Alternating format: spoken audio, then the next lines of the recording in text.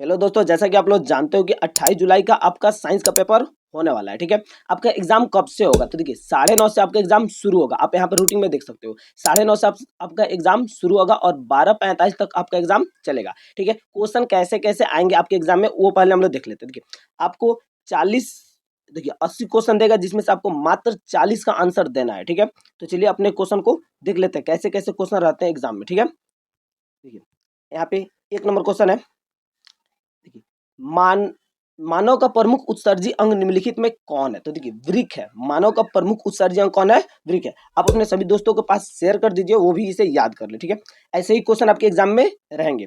2 number question है, निम्नलिखित में कौन पिट्यूटरी ग्रंथि से स्रावित होने वाला हार्मोन है? तो देखिए वृद्धि हार्मोन हो जाएगा। कौन हो जाएगा? वृद्धि हार्मोन, ऑप्शन नंबर सी। अगला है, पुष्प का नर जननांग कहलाता है। तो देखिए पुष्प का नर जननांग पुंकेसर कहलाता है। क्या कहलाता है? पुंकेसर कहलाता है। यहाँ पे 4 नंबर क्वेश्चन है, द्विखंडन होता है। तो द्विखंडन देखिए अमीबा में भी होता है, पैरामीशियम में भी होता है और लिस्मानिया में भी होता है, यानी कि इनमें से सभी में होता है। द्विखंडन किस में होता है? इन तीनों में होता है। इन सभी हो जाएगा। अगला क्वेश्चन, यहाँ पे 4 के बाद सीधे 8 दिख रहा है भाई, 7 किधर गया?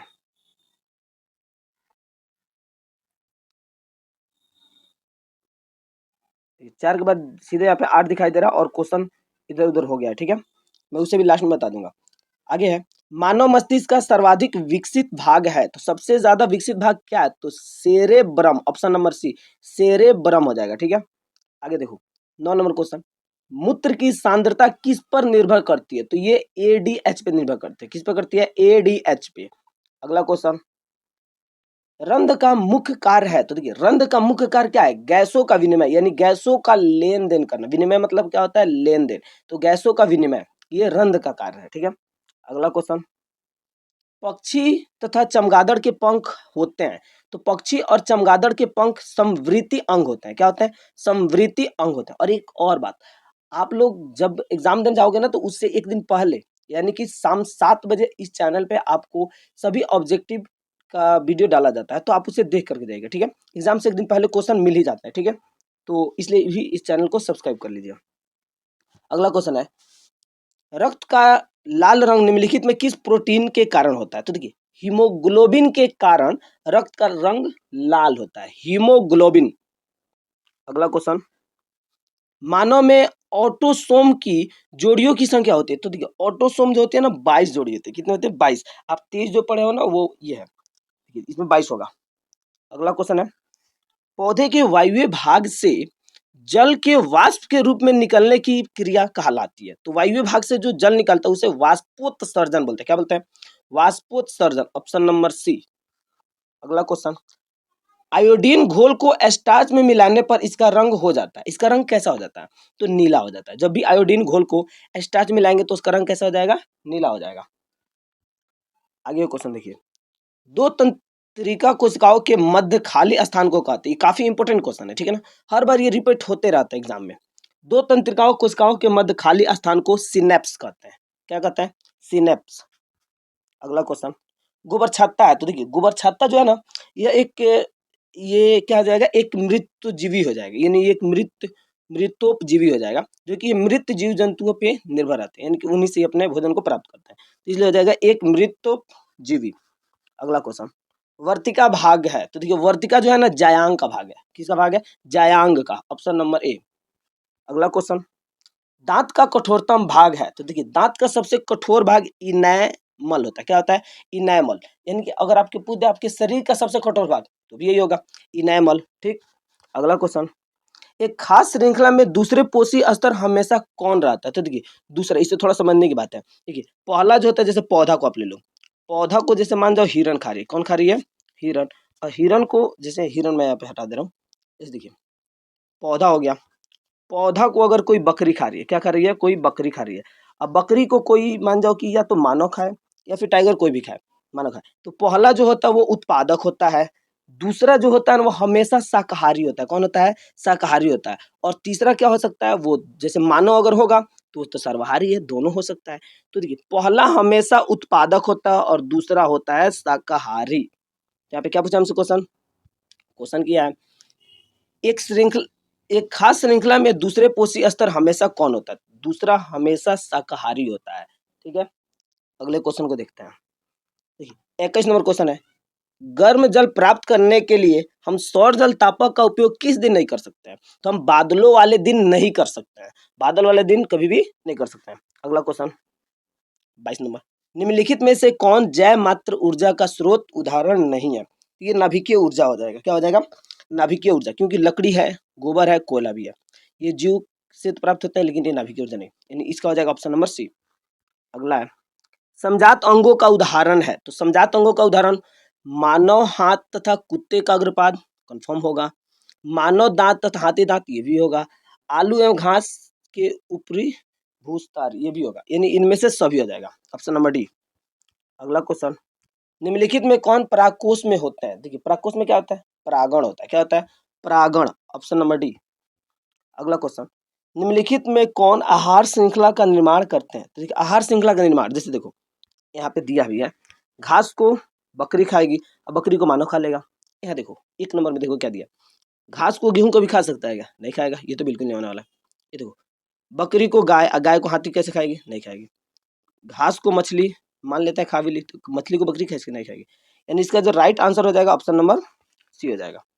आगे क्वेश्चन देखिए 26 है, फिलोसफी जियोलॉजी नामक पुस्तक किसके द्वारा लिखी गई? तो ये लामार्क के द्वारा। किसके द्वारा? Lamarck, option number D.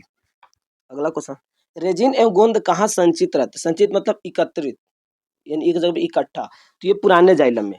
मैं इसका शॉर्ट भी वीडियो बनाता रहता हूँ, तो आप वहाँ सब्सक्राइब करके रखोगे तो शॉर्ट वीडियो में आप देखते रहोगे ऐसे ऐसे क्वेश्चन जो बार बार पूछे जाते हैं एग्जाम में, वही क्वेश्चन शॉर्ट वीडियो में आपको मिल जाएगा मात्र 5 सेकंड में। ठीक है ना, तो सब्सक्राइब कर ही लो आप भाई, अच्छा रहेगा। देखो रेजिन एवं गोंद कहाँ संचित रहते हैं? तो पुराने जाइलम में, देख लिए। अगला क्वेश्चन, निम्नलिखित में से किस माध्यम में प्रकाश की चाल अधिकतम होती है? तो सबसे ज्यादा अधिक कहाँ होती है? तो निर्वात में होती है, लेकिन इन चारों ऑप्शन में निर्वात तो कहीं है ही नहीं, तीसरा हो जाएगा हवा में, ऑप्शन नंबर बी हवा हो जाएगा। आगे देखो, विद्युत आवेश का ऐसा ही मात्रक है, तो आवेश का ऐसे मात्रक कूलम्ब होता है। क्या होता है? कूलम्ब। अगला क्वेश्चन, अति भारण के समय विद्युत परिपथ में विद्युत धारा का मान, यानी जब ज्यादा करंट आता है घर में तो क्या होता है? बहुत अधिक होता है ना, सॉरी, अति भारण के समय विद्युत परिपथ में विद्युत धारा का मान क्या हो जाता है? बहुत ही ज्यादा बढ़ जाता है। ठीक है ना, आगे देखो। अगला है, विभक्त वलय का उपयोग किस उपकरण में किया जाता है? तो ये विद्युत मोटर में किया जाता है। किसमें किया जाता है? विद्युत मोटर में। अगला क्वेश्चन, सौर कुकर के लिए कौन सा दर्पण सर्वाधिक उपयुक्त होता है? तो सबसे ज्यादा उपयुक्त कौन होता है? अवतल दर्पण होता है। कौन होता है? अवतल दर्पण। अगला क्वेश्चन, विद्युत विभवांतर का ऐसे मात्रक, तो विभवांतर का ऐसे मात्रक वोल्ट होता है। क्या होता है? वोल्ट होता है, ऑप्शन नंबर ए। अगला क्वेश्चन, घरेलू विद्युत परिपथ में उदासीन तार का रंग, देखिए उदासीन तार का जो रंग होता है ना वो काला होता है। उदासीन का रंग कैसा होता है? काला। जो गर्म तार जो होता है ना उसका रंग लाल होता है। कैसा होता है? लाल होता है। गर्म तार का रंग कैसा होता है? लाल होता है। और भूतार जिसे भूमि के अंदर लगाया जाता है उसका रंग कैसा होता है? हरा होता है। तो तीनों क्वेश्चन आपको याद होना चाहिए। घरेलू विद्युत परिपथ में उदासीन तार का रंग काला होता है, गर्म तार का रंग लाल होता है, हरा तार भूतार कहलाता है। आगे देखो अगला क्वेश्चन, बैटरी से किस प्रकार की धारा प्राप्त होती है? यानी बैटरी से हमें डिश धारा प्राप्त होती है, यानी डीसी, जिसे बोला जाता है डायरेक्ट करंट। क्या बोला जाता है? डायरेक्ट करंट, यानी डीसी प्राप्त होती है। आगे देखो अगला क्वेश्चन, सघन माध्यम से, अब देखिए सघन माध्यम से विरल माध्यम में प्रवेश करने पर आपतन कोण तथा अपवर्तन कोण में क्या संबंध रहता है? तो देखिए ये क्या होता है? अपवर्तन कोण जो बड़ा होता है, इसमें क्या होता है? अपवर्तन कोण बड़ा होता है। आगे देखो, अब देखिए 37 नंबर, समांग माध्यम में प्रकाश गमन करता है, तो देखिए समान माध्यम में कहाँ पे करता है? तो सरल रेखा में करता है। किसमें हो जाएगा? सरल रेखा, ऑप्शन नंबर ए। अगला क्वेश्चन यहाँ पे देखिए, लेंस का सूत्र, तो लेंस का सूत्र होता है 1/v माइनस 1/u बराबर 1/f, ये होता है। लेंस का कहे तो ये होता है, लेकिन वही दर्पण का कह दे तो ये होता है 1/v प्लस 1/u बराबर 1/f। तो ये दर्पण सूत्र हो गया और ये लेंस सूत्र हो गया, तो पूछा है लेंस, तो राइट आंसर बी।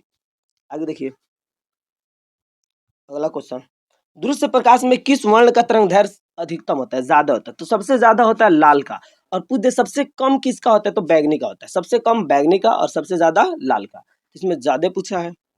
आगे देखो यहाँ पे, किसी लेंस की फोकस दूरी 1 मीटर है तो उसकी क्षमता, तो फॉर्मूला होता है P बराबर 1/f। और यहाँ देखिए 1/1 करेंगे, क्या हो गया 1 आ गया आंसर, यानी हो जाएगा 1 डाईऑप्टर। क्या हो जाएगा 1 डाईऑप्टर। ठीक है, आगे देखो 41 नंबर। ये देखिए निम्नलिखित में से कौन सा पद विद्युत परिपथ में विद्युत शक्ति को निरूपित नहीं करता। तो आपको तो फॉर्मूला याद है, तो इसका कौन सा नहीं कर रहा है, तो ये हो जाएगा बी। कौन नहीं करता, IR²। IR², option number B. आगे देखिए अगला क्वेश्चन है, प्रतिरोध का मान बढ़ाने के लिए प्रतिरोधों को जोड़ा जाना चाहिए। तो ये 500 क्रम में जोड़ा जाता है, किसमें, इसका आंसर हो जाएगा बी, 500 क्रम में जोड़ा जाता है। ठीक है, 500 क्रम हो जाएगा। आगे देखिए अगला क्वेश्चन है, मूत्र का पीला रंग किस वर्णक के कारण होता है। तो पीला रंग जो होता है यूरोक्रोम के कारण होता है। किसके कारण होता है, यूरोक्रोम के कारण होता है। आगे देखिए अगला क्वेश्चन है, निम्नलिखित में से कौन नवीकरणीय ऊर्जा का स्रोत नहीं है। तो इसमें कौन नवीकरणीय स्रोत नहीं है, देखिए पवन नवीकरणीय है, जल नवीकरणीय है, सूरज नवीकरणीय है, लेकिन यहाँ पेट्रोल देखिए, पेट्रोल अनवीकरणीय हो जाएगा। यही तो हमसे पूछा है, निम्नलिखित में कौन नवीकरणीय ऊर्जा का स्रोत नहीं है, तो पेट्रोल हो जाएगा। राइट आंसर क्या हो जाएगा, ऑप्शन नंबर डी हो जाएगा। आगे देखिए 45 नंबर। 45 है, लैंगिक जनन संचारित रोग है। देखिए तो ये लैंगिक जनन द्वारा होने वाला रोग कौन हो जाएगा, एड्स। एड्स क्या होता है, लैंगिक जनन द्वारा होने वाला रोग है, यानी लैंगिक संचारित रोग है। आगे देखिए अगला है 46 नंबर क्वेश्चन, निम्नलिखित में कौन विद्युत का सुचालक है। विद्युत का सुचालक देखिए सल्फर नहीं होगा, प्लास्टिक नहीं होगा, आयोडीन नहीं होगा, तो यहाँ पे हो जाएगा ग्रेफाइट, ऑप्शन नंबर डी। ये अधातु तो है बट ये विद्युत का सुचालक है। आगे देखिए 47 नंबर, निम्नलिखित में कौन पारिस्थितिकी तंत्र का एक जैव अपघटक हो सकता है। कौन हो सकता है, तो कवक हो सकता है, इन जितने छोटे छोटे जीवाणु हो सकते हैं, यानी कवक। अगला देखो आप, अगला है, विद्युत उपकरण विद्युत उपकरण का धातु आवरण जोड़ा जाता है। तो धातु का आवरण किसमें जोड़ा जाता है, भूतार में जोड़ा जाता है। किसमें, भूतार, ऑप्शन नंबर बी। अगला क्वेश्चन यहाँ पे, निम्नलिखित में से किसमें विद्युत मोटर का उपयोग होता है। तो विद्युत मोटर का उपयोग विद्युत पंखा में भी होता है, टेप रिकॉर्डर में होता है, लेथ मशीनों में होता है, यानी कि इनमें से सभी में होता है। अगला क्वेश्चन यहाँ पे, दो हल्के नाभिकों के जोड़कर एक भारी नाभिक बनाने की क्रिया को कहते हैं।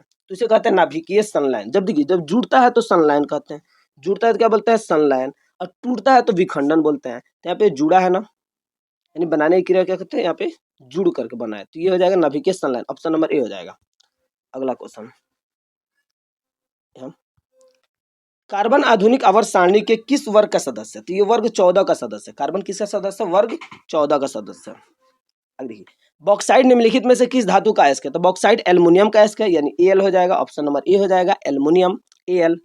अगला क्वेश्चन देखिए यहाँ पे, कमरे के ताप पर द्रव अवस्था में रहने वाली धातु। तो देखिए कमरे के ताप पर द्रव अवस्था में कौन रहती है, और यहाँ पे धातु बोला है, धातु हो जाएगा पारा हो जाएगा, और धातु बोलता तो क्या हो जाता, ब्रोमीन। अगर धातु पूछा है तो हो जाएगा पारा, और धातु बोलता ब्रोमीन हो जाता। आगे देखो पूछा है क्वेश्चन, सोडियम किस तरह होता है। सोडियम Na सोडियम होता है, आता है 11 पे, 2 8 और 2 10 1 11, एक होगी, इसका संयुक्त क्या हो जाएगा, +1, ऑप्शन नंबर ए हो जाएगा। अगला क्वेश्चन आप देखिए, बोला है जिप्सम का रासायनिक सूत्र। जिप्सम का रासायनिक सूत्र क्या होता है, तो CaSO4 into 2H2O, option number हो जाएगा डी। और मैंने पहले बता दिया POP यानी प्लास्टर ऑफ पेरिस का रासायनिक सूत्र क्या हो जाएगा, CaSO4 इंटू 1/2H2O, ये हो जाएगा। POP का पूछेगा तो ये हो जाएगा इन प्लास्टर ऑफ पेरिस का CaSO4 इंटू 1/2H2O। और आपसे पूछा है जिप्सम, तो जिप्सम का हो जाएगा CaSO4 into 2H2O, option number D. आगे देखिए अगला क्वेश्चन है, हाँ, अधिकतर धातुओं के ऑक्साइड होते हैं। तो धातुओं का ऑक्साइड जो होता है ना, क्षारीय होते हैं। धातु का ऑक्साइड कैसे होते हैं, क्षारीय। और वो पूछ देता अधातु का ऑक्साइड, किसे पूछ देता, अधातु के ऑक्साइड, तो धातु का ऑक्साइड अम्लीय होते हैं। अधातु पूछे तो अम्लीय, अधातु का ऑक्साइड पूछे तो क्या हो जाएगा, क्षारीय। आगे देखिए यहाँ पे क्वेश्चन है, नाइट्रोजन के अणु में दो परमाणुओं के बीच कितने आबंध होते हैं। देखिए नाइट्रोजन होता है, नाइट्रोजन नाइट्रोजन के बीच ट्रिपल बॉन्ड, यानी ट्रिपल हो जाए, 3 हो जाए, कितना हो जाएगा 3। आगे देखिए, सोडियम के ब्रांतम सेल में कितने इलेक्ट्रॉन विद्यमान है। तो देखिए कितने रहते हैं, तो अब देखिए सोडियम का मैंने अभी संयुक्त बताया 2 8 1, यानी कितने हो जाएंगे, एक ही होता है, यानी कि इसका ऑप्शन नंबर डी हो जाएगा। आगे देखिए अगला क्वेश्चन है, निम्नलिखित में कौन सी धातु उसके गलित क्लोराइड का वैद्युत अपघटन करके प्राप्त किया जाता है? तो कॉपर हो जाएगा। मुझे इस पर डाउट है लेकिन यही होना चाहिए, कॉपर हो जाएगा। अगला क्वेश्चन, कोई धातु ऑक्सीजन के साथ अभिक्रिया कर उच्च गलनांक वाला यौगिक बनाता है, यह यौगिक जल में विलेय है, यह तत्व निम्नलिखित में से कौन हो सकता है? तो ये कैल्शियम हो जाएगा, सी से कैल्शियम होता है और ये हो जाएगा कैल्शियम, ऑप्शन नंबर डी।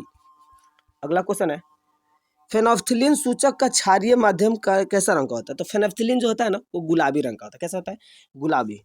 आगे देखिए, एसिटिक अम्ल का आईयूपीएसी नाम, तो एसिटिक अम्ल का आईयूपीएसी नाम हो जाएगा एथेनोइक अम्ल हो जाएगा। क्या हो जाएगा? एथेनोइक अम्ल। अगला क्वेश्चन, निम्नलिखित में से कौन सी धातु H2SO4 यानी सल्फ्यूरिक अम्ल से अभिक्रिया नहीं करती है? तो ये कॉपर नहीं करती है। कौन नहीं करती है? सी यानी कॉपर नहीं करती है। आगे देखिए, निम्नलिखित में धातुओं का युग्म कौन है? तो देखिए धातुओं का युग्म यहाँ पे देखिए, सोडियम धातु है, कैल्शियम में धातु है, तो ये हो जाएगा। यहाँ पे कार्बन ये सब ये नहीं होने वाली, यानी ये हो जाएगा ऑप्शन नंबर ए। अगला क्वेश्चन, हीरा अपरूप है, तो हीरा कार्बन का अपरूप है, ऑप्शन नंबर बी हो जाएगा कार्बन का। तांबा, तांबा को कॉपर बोलते हैं, लिखते हैं Cu से। कि परमाणु संख्या होती है तो 29 होती है। कॉपर कितना पे आता है? 29। जब आप याद किए होंगे तो आपको पता चल गया होगा। आगे देखिए, ऑक्सैलिक अम्ल पाया जाता है, तो टमाटर में आप जानते हो ऑक्सैलिक अम्ल पाया जाता है। टमाटर में कौन सा अम्ल पाया जाता है? ऑक्सैलिक अम्ल। आगे देखिए, निम्नलिखित में कौन सी धातु ठंड और गर्म जल से अभिक्रिया नहीं करती है? तो ठंड और गर्म से अभिक्रिया यहाँ पे तो यही हो जाएगा, आयरन हो जाएगा, लोहा हो जाएगा, Fe, ऑप्शन नंबर डी। आगे देखिए, अगला है, निम्नलिखित में कौन सा अमलगम है? देखिए अमलगम जब भी पूछे तो आप उसमें ढूंढना पारा किधर है। भाई पारा मुझे यहाँ पे देखिए Hg से होता है पारा, तो जिसमें पारा होता है वही अमलगम हो जाता है, तो इसका क्या हो जाएगा? अमलगम, Na और ये Hg, ये हो जाएगा। आगे देखिए 70 नंबर, निम्नलिखित में कौन धातु विद्युत का सबसे अच्छा सुचालक है? तो सबसे अच्छा सुचालक कौन है? चांदी होता है। कौन होता है? चांदी। और इसका संकेत होता है Ag। Ag क्या होता है? Ag। Au से होता है सोना और Ag से होता है चांदी। ठीक है, तो यहाँ पे चांदी हो जाएगा। अगला देखिए 71 नंबर, निम्नलिखित में कौन सी धातु जिंक सल्फेट के विलयन से जिंक को विस्थापित कर देती है? तो ये कौन करती है? तो Au यानी सोना विस्थापित कर देता है। कौन? सोना, यानी Au क्या करता है? विस्थापित कर देता है। आगे देखिए 72 नंबर क्वेश्चन, कोई तत्व ऑक्सीजन से संयोग कर ऑक्साइड बनाता है, यह अभिक्रिया कहलाती है? तो उपचयन कहलाती है। क्या कहलाती है? उपचयन। आगे देखो आप, सूर्य के प्रकाश का अवशोषण करके घटित होने वाली अभिक्रिया कहलाती है। तो ये प्रकाश रासायनिक अभिक्रिया क्या कहलाती है? प्रकाश रासायनिक अभिक्रिया। आगे देखिए, PbOH किस प्रकार का लवण है? तो ये हो जाएगा क्षारकीय लवण हो जाएगा। क्या हो जाएगा? क्षारकीय लवण। 75 नंबर, शुद्ध जल का पीएच मान होता है, तो शुद्ध जल का पीएच मान कितना होता है? 7 होता है। ठीक है, देखिए ये जो क्वेश्चन है ना, ऐसे ही क्वेश्चन आपके एग्जाम में रहते हैं। आप इसे याद कर लोगे तो आपका 40 से 45 लड़ जाएगा। आपको 40 ही क्वेश्चन का आंसर देना है, आप इसे याद करके जाओ। ठीक है ना, और अपने दोस्तों के पास शेयर कर दो और इस चैनल को सब्सक्राइब कर लो, क्योंकि रोज 7 बजे इस पे वही क्वेश्चन डाल जाते हैं जो एग्जाम में आपके आने वाले हैं। और वायरल क्वेश्चन पेपर भी आपको शाम 7 बजे दे दी जाएगी और उसके अगले दिन आपका उसका पेपर आएगा। ठीक है, तो आप चैनल को सब्सक्राइब कर लो ताकि आपको आंसर मिल सके, क्वेश्चन मिल सके। और डिस्क्रिप्शन में मैं लिंक दिया हूँ टेलीग्राम व्हाट्सअप का, वहाँ जुड़ जाओगे तो आपको डायरेक्ट आंसर मिलेगा, ना कि वीडियो। ठीक है, तो वहाँ से भी जुड़े रहो। आगे देखिए 76 नंबर क्वेश्चन है, अपशिष्ट प्रबंधन की नई धारणा क्या है? तो ये हो जाएगा कमी पुनर्चालन और ये इनमें सभी हो जाएगा, ऑप्शन नंबर डी हो जाएगा। आगे देखिए, पॉलीथीन थैले के बदले किस प्रकार के थैले का इस्तेमाल किया जाना चाहिए? तो जूट का थैला, ऑप्शन नंबर ए, ये भी कर सकते हैं हम लोग। कपड़ा का थैला कर सकते हैं, पॉलीथीन से भाई ये बेटर है। कागज का थैला, यानी इनमें सभी हमें करना चाहिए, ऑप्शन नंबर डी हो जाएगा, इनमें से सभी। आगे देखिए, कोयला एवं पेट्रोलियम में कौन से तत्व पाए जाते हैं? तो इसमें कौन से तत्व पाए जाते हैं? नाइट्रोजन, हाइड्रोजन, सल्फर, सभी पाए जाते हैं, इनमें से सभी। आगे देखिए अगला क्वेश्चन, वर्षा जल को भूमिगत जल स्तर तक पहुंचाने के लिए निम्नलिखित में किसका उपयोग होता है? तो हो जाएगा बोरवेल और डॉगवेल, दोनों इनमें से, यानी कि ए और बी दोनों हो जाएगा। ठीक है, 80 नंबर क्वेश्चन, तत्व के निम्नलिखित युग्म में से कौन सा युग्म परमाणु संख्या 19 और 20 के मध्य स्थित है? देखिए 19 और 20, तो Ca से कैल्शियम 20 पे आता है और एस्केडियम 21 पे आता है, तो बीच में यही दोनों होने वाला है, यानी कैल्शियम और एस्केडियम, ऑप्शन नंबर बी। आगे देखते हैं, देखिए तो हम लोगों को 80 क्वेश्चन एग्जाम में देगा, जिसमें मात्र 40 का ही आंसर आपको देना है। अगर 40 आंसर आप लिख पाओगे कैसे? क्योंकि आपको एक दिन पहले पेपर मिल जाएगी इसी यूट्यूब चैनल पे। तो चैनल को सब्सक्राइब करके रखो, ठीक है, और वीडियो को लाइक करो, दोस्तों के पास शेयर करो। हाँ, अगर त्रिकोणमिति काफ़ी मतलब कि जीरो लेवल से, जिसको कुछ भी नहीं आता वो भी सीखना चाहता है, तो त्रिकोणमिति का एकदम जीरो लेवल से मैं वीडियो बना करके डाला हूँ, आप वहाँ से देख करके सीख सकते हो। रूटीन देखना चाहते हो कि आपके एग्जाम किस दिन क्या होने वाला है, तो आप डिस्क्रिप्शन में दिया हूँ उसका लिंक, वहाँ से देख सकते हो। और इसका PDF भी आप वहाँ से डाउनलोड कर सकते हो।